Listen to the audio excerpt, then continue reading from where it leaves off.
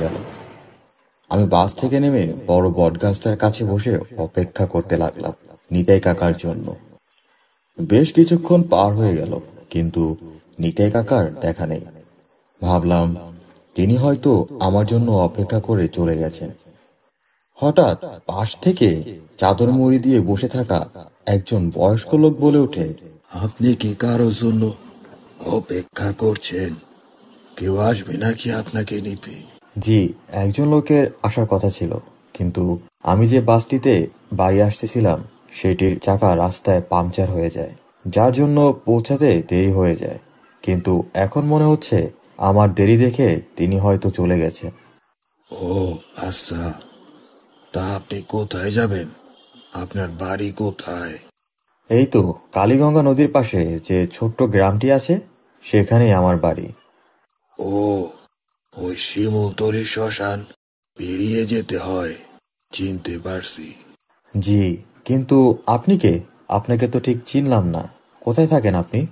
আমাকে এখন আর চিনবেন না। আমারও বাড়ি ওই রাস্তায়। অসুবিধা না হলে একসাথে যাওয়া যাক। লোকটার প্রস্তাবে একটু অস্বস্তি লাগলো। চেনা নেই জানা নেই, তার সাথে যাওয়া ঠিক হবে কিনা তাই ভেবে। কিন্তু পরে ভাবলাম যেতে যেহেতু হবেই, একসাথে যাওয়া যাক। একা একা যাওয়ার থেকে সাথে একজন থাকলে গল্প করতে করতে চলে যাওয়া যাবে। এই কথা ভেবেই যখন লোকটির সাথে কথা বলতে যাব, তখন দেখি লোকটি সেখানে নেই। যা বাবা, লোকটি গেল কোথায়? এরই মধ্যে লোকটা চলে গেল নাকি? যাই হোক, নিজে নিজেই রওনা দিই, আর সময় নষ্ট করে লাভ নেই। বাস স্টেশনে কোনো অটোরিকশাও চোখে পড়ল না। কাঁধে ব্যাগটা নিয়ে সোজা হাঁটতে শুরু করলাম বাড়ির উদ্দেশ্যে। গ্রামের রাস্তা একদম নিস্তব্ধ, কোথাও কেউ নেই। ঝিঝি পোকার ডাক আর ক্ষণে ক্ষণে ডেকে ওঠা শিয়ালের হাঁক শোনা যাচ্ছে। কিন্তু আমি ভাবলাম লোকটার কথা। মুহূর্তে যে কোথায় উদা হয়ে গেল, না হলে এখন একসাথে গল্প করতে করতে যাওয়া যেত। তখনই হঠাৎ পিছন থেকে বলে ওঠে, কি মশাই, আমাকে খুঁজছেন নাকি? হ্যাঁ, কে কে? ও আচ্ছা, আপনি। দিলেন তো ভয় পাইয়ে। তা হঠাৎ কোথা থেকে চলে আসলেন, আর তখন কোথায় বে চলে গিয়েছিলেন? আরে মশাই, ভয় পাওয়ার কি আছে? আর তখন আমি একটু প্রকৃতির ডাকে সাড়া দিতে গিয়েছিলাম, কিন্তু এরপর এসে দেখি আপনি নেই। আর এখন দূর থেকে আপনাকে দেখে তাড়াতাড়ি এগিয়ে আসলাম আপনার কাছে। ও, যাই হোক, ভয় পেয়ে দিলেন কিন্তু। আচ্ছা চলেন, আগানো যাক। চলেন। আমরা দুজন কথা বলতে বলতে রাস্তা দিয়ে এগিয়ে চললাম, কিন্তু আমার শ্মশানের কাছে আসতেই শরীরে কেমন যেন একটু কাটা দিয়ে আসলো। ওরে বাবা, জায়গাটা কি ভয়ঙ্কর লাগছে। চলো খুড়ো, এখান থেকে তাড়াতাড়ি চলে যাই। আরে মশাই, ভয় পাওয়ার কিছু নেই, আমি তো আছি। আর ওই তো ওই শ্মশানের পাশেই আমার বাড়ি। কি বলেন, এইদিকে আপনার বাড়ি? এমন ভয়ঙ্কর একটা জায়গাতে থাকতে আপনার ভয় লাগে না? কিসের ভয়? তিনকাল যে এককালে এসে থেমেছি, আমার আবার কিসের ভয়? শুনেছি এই শ্মশানটা ভালো না, তাই বলা আর কি। আর আপনি কি একা থাকেন নাকি বাড়িতে? না মশাই, আমি আর আমার অসুস্থ বউ থাকি বাড়িতে। ও, কি হয়েছে ওনার? আর বলবেন না, শরীরে নাকি রক্ত শূন্যতা আর অনেক দুর্বল। চলেন না গরিবের বাসায়, আমার অসুস্থ বউটাকে দেখে আসবেন। চলেন আমার বাসায়, না করলে কিন্তু শুনবো না। আসেন আমার সাথে। অনেক অনুরোধ এবং তার অসুস্থ স্ত্রীর কথা শুনে আর না করতে পারলাম না। চলে গেলাম খুড়োর পিছু পিছু। যে দেখি ছোট্ট একটি ঘর, তাও দেখে মনে হয় অনেক দিনের পুরনো, আর লতায় পাতায় ঘেরা। যেন মনে হচ্ছে সে বাড়িতে অনেক দিন কোনো লোকজনের যাতায়াত নেই। যাই হোক, আমি খুড়োর পিছু পিছু ঢুকে গেলাম ঘরে।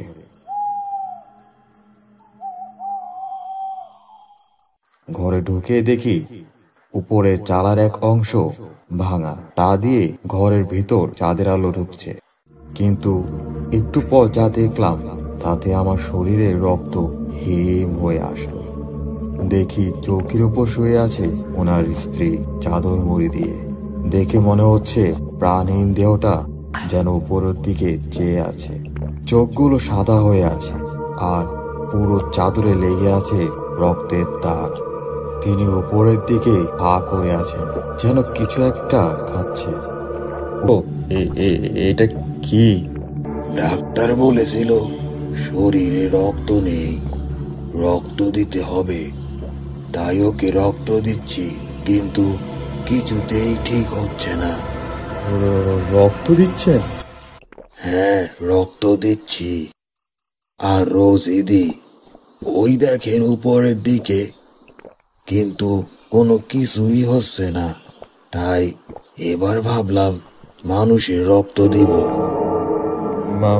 মানুষের রক্ত? হ্যাঁ, মানুষের রক্ত। তাই তো আপনাকে নিয়ে আসলাম। এতক্ষণে আমার কাছে সবকিছু পরিষ্কার হয়ে গেল। তাকে এমন দৃশ্য দেখে তখনই সে ঘর থেকে আমি ছুটে বেরিয়ে আসি। শরীরে যত শক্তি ছিল তা দিয়ে দৌড়তে থাকি, কিন্তু পিছন থেকে ভেসে আসছিল তাদের ভয়ঙ্কর কণ্ঠ। তারা বলছি আমাদের রক্ত লাগবে, রক্ত দিয়ে যা, তারা পালিয়ে যাস না।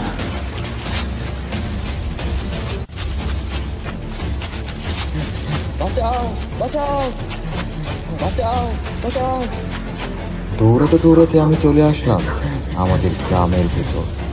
আমাকে দৌড়ে আসতে দেখে আমাদের গ্রামের হরিকাকা ছুটে এলো। তিনি আমাকে দেখে বললেন, আরে, তুমি আমাগো নগেনের পোলা না? কি হইল, এমন ছুটে আসতেছো কেন? তখন আমি সবকিছু খুলে বললাম।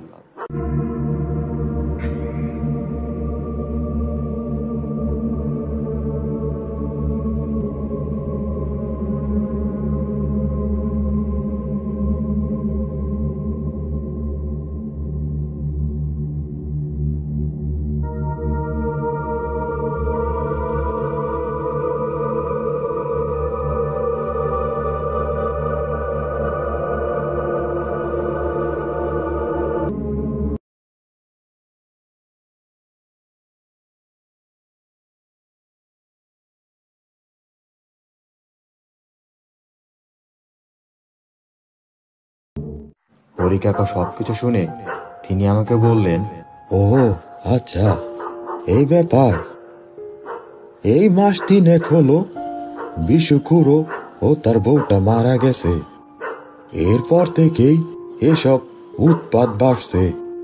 এই 1 মাসের মধ্যে অনেকের গরু ছাগল খেয়েছে।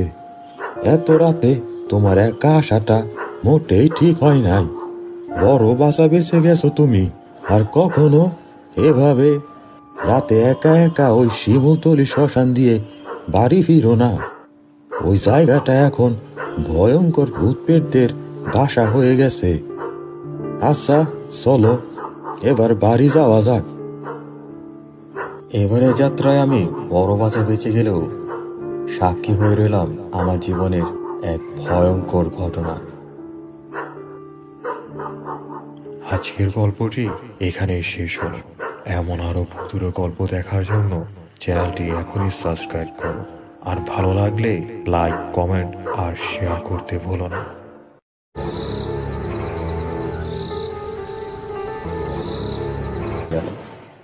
আমি বাস থেকে নেমে বড় বটগাছটার কাছে বসে অপেক্ষা করতে লাগলাম নিতাই কাকার জন্য। বেশ কিছুক্ষণ পার হয়ে গেল, কিন্তু নিতাই কাকার দেখা নেই। ভাবলাম তিনি হয়তো আমার জন্য অপেক্ষা করে চলে গেছেন। হঠাৎ পাশ থেকে চাদর মুড়ি দিয়ে বসে থাকা একজন বয়স্ক লোক বলে ওঠে, আপনি কি কারোর জন্য অপেক্ষা করছেন? কেউ আসবে নাকি আপনাকে নিতে? জি, একজন লোকের আসার কথা ছিল, কিন্তু আমি যে বাসটিতে বাড়ি আসতেছিলাম সেটির চাকা রাস্তায় পাংচার হয়ে যায়। যার জন্য পৌঁছাতে দেরি হয়ে যায়। কিন্তু এখন মনে হচ্ছে আমার দেরি দেখে তিনি হয়তো চলে গেছেন। ও আচ্ছা, তা আপনি কোথায় যাবেন? আপনার বাড়ি কোথায়? এই তো কালীগঙ্গা নদীর পাশে যে ছোট্ট গ্রামটি আছে, সেখানেই আমার বাড়ি।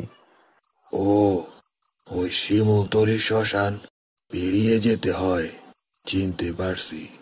জি, কিন্তু আপনি কে? আপনাকে তো ঠিক চিনলাম না। কোথায় থাকেন আপনি? আমাকে এখন আর চিনবেন না। আমারও বাড়ি ওই রাস্তায়। অসুবিধা না হলে একসাথে যাওয়া যাক। লোকটার প্রস্তাবে একটু অস্বস্তি লাগলো। চেনা নেই জানা নেই, তার সাথে যাওয়া ঠিক হবে কিনা তাই ভেবে। কিন্তু পরে ভাবলাম যেতে যেহেতু হবেই, একসাথে যাওয়া যাক। একা একা যাওয়ার থেকে সাথে একজন থাকলে গল্প করতে করতে চলে যাওয়া যাবে। এই কথা ভেবেই যখন লোকটির সাথে কথা বলতে যাব, তখন দেখি লোকটি সেখানে নেই। যা বাবা, লোকটি গেল কোথায়? এরই মধ্যে লোকটা চলে গেল নাকি? যাই হোক, নিজে নিজে রওনা দিই। আর সময় নষ্ট করে লাভ নেই। বাস স্টেশনে কোনো অটোরিকশাও চোখে পড়ল না।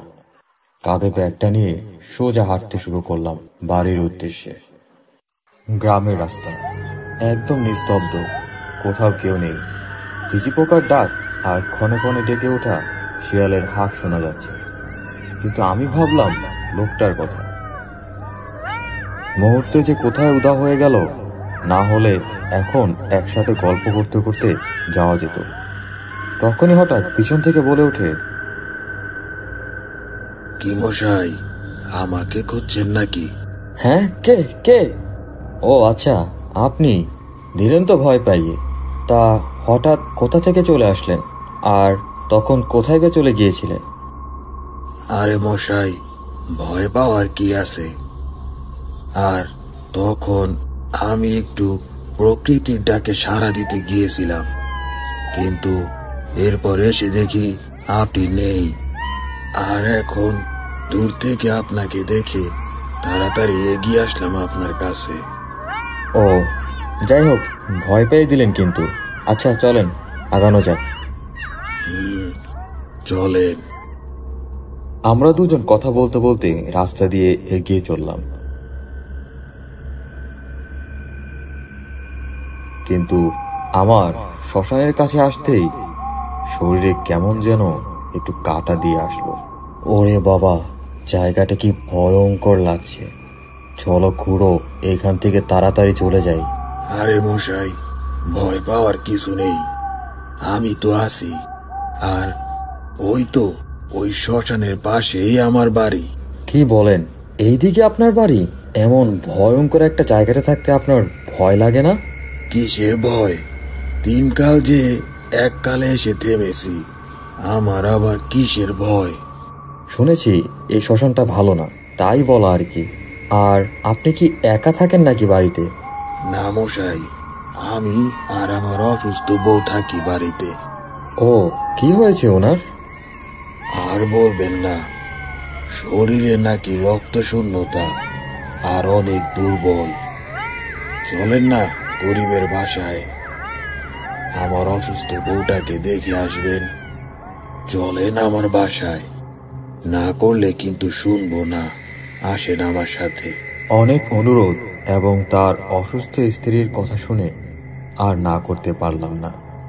চলে গেলাম খুড়োর পিছু পিছু। যে দেখি ছোট্ট একটি ঘর, তাও দেখে মনে হয় অনেক দিনের পুরনো আর লতায় পাতায় ঘেরা। যেন মনে হচ্ছে সে বাড়িতে অনেক দিন কোনো লোকজনের যাতায়াত নেই।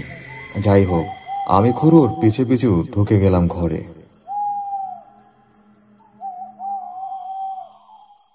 ঘরে ঢুকে দেখি উপরে চালার এক অংশ ভাঙা, তা দিয়ে ঘরের ভিতর চাঁদের আলো ঢুকছে। কিন্তু একটু পর যা দেখলাম, তাতে আমার শরীরের রক্ত হিম হয়ে আসলো। দেখি চৌকির উপর শুয়ে আছে ওনার স্ত্রী, চাদর মুড়ি দিয়ে। দেখে মনে হচ্ছে প্রাণহীন দেহটা যেন উপরের দিকে চেয়ে আছে। চোখগুলো সাদা হয়ে আছে আর পুরো চাদরে লেগে আছে রক্তের দাগ। তিনি উপরের দিকে পা করে আছেন, যেন কিছু একটা খাচ্ছে। ও এটা কি? ডাক্তার বলেছিল শরীরে রক্ত নেই, রক্ত দিতে হবে। তাই ওকে রক্ত দিচ্ছি, কিন্তু কিছুতেই ঠিক হচ্ছে না। রক্ত দিচ্ছেন? হ্যাঁ, রক্ত দিচ্ছি, আর রোজই দিই। ওই দেখেন উপরের দিকে, কিন্তু কোনো কিছুই হচ্ছে না। তাই এবার ভাবলাম মানুষের রক্ত দিব। মানুষের রক্ত? হ্যাঁ, মানুষের রক্ত। তাই তো আপনাকে নিয়ে আসলাম। এতক্ষণে আমার কাছে সবকিছু পরিষ্কার হয়ে গেল। তাকে এমন দৃশ্য দেখে তখনই সে ঘর থেকে আমি ছুটে বেরিয়ে আসি। শরীরের যত শক্তি ছিল তা দিয়ে দৌড়তে থাকি, কিন্তু পিছন থেকে ভেসে আসছিল তাদের ভয়ঙ্কর কণ্ঠ। তারা বলছি, আমাদের রক্ত লাগবে, রক্ত দিয়ে যা, তারা পালিয়ে যাস না।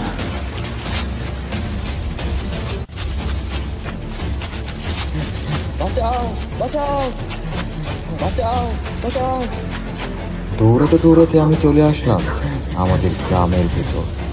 আমাকে দৌড়ে আসতে দেখে আমাদের গ্রামের হরিকাকা ছুটে এলো। তিনি আমাকে দেখে বললেন, আরে, তুমি আমাগো নগেনের পোলা না? কি হইল, এমন ছুটে আসতেছো কেন? তখন আমি সবকিছু খুলে বললাম।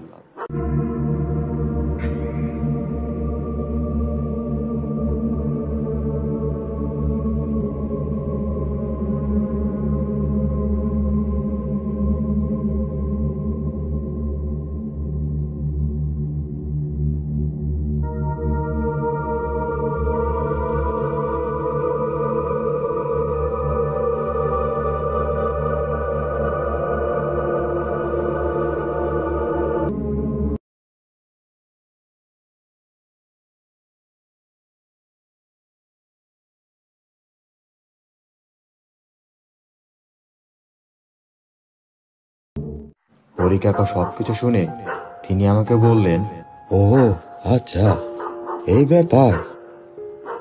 এই মাস 3 হলো বিশুখুড়ো ও তার বউটা মারা গেছে। এরপর থেকেই এসব উৎপাত বাড়ছে। এই 1 মাসের মধ্যে অনেকের গরু ছাগল খেয়েছে।